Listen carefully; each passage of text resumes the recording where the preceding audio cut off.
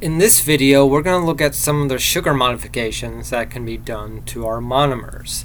First, we're going to start with aldonic acids, and that happens when your carbonyl carbon becomes a carboxylic acid. We call that aldonics, and so we're looking at gluconic acid, glucose with an aldonic acid.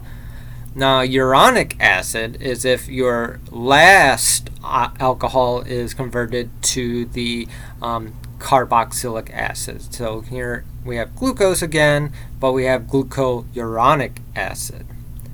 Now you can have alditols where your carboxylic group is changed to an alcohol group or it's reduced.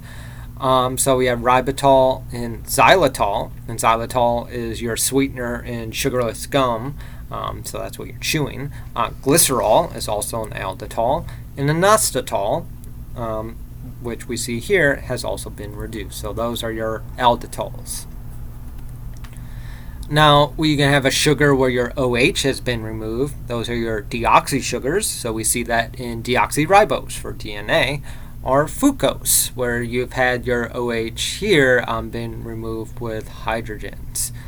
And you can have one of your alcohol groups be replaced with an amine. We call those amino sugars. So here's glucose with an amine, so glucosamine, and here's galactose with an amine, or galactosamine.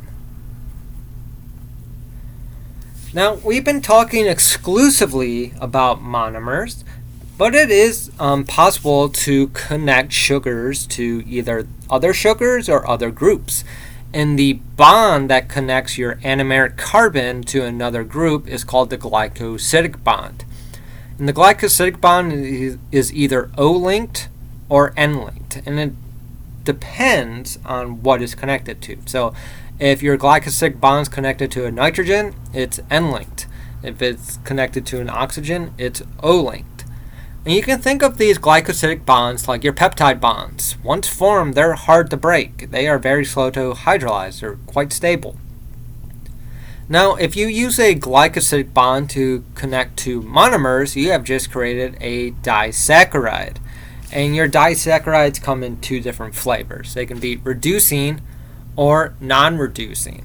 So if your glycosidic bond is between two anomeric carbons, you have a non-reducing sugar because your sugar rings can no longer open up.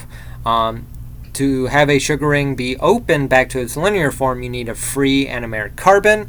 Non-reducing sugars do not have an anomeric carbon. However, if your glycosidic bond is between an anomeric carbon and any other carbon that's not anomeric, you have just created a reducing sugar.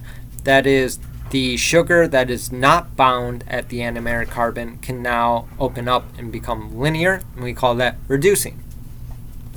That's it for this video. We will look at disaccharides more in the next video.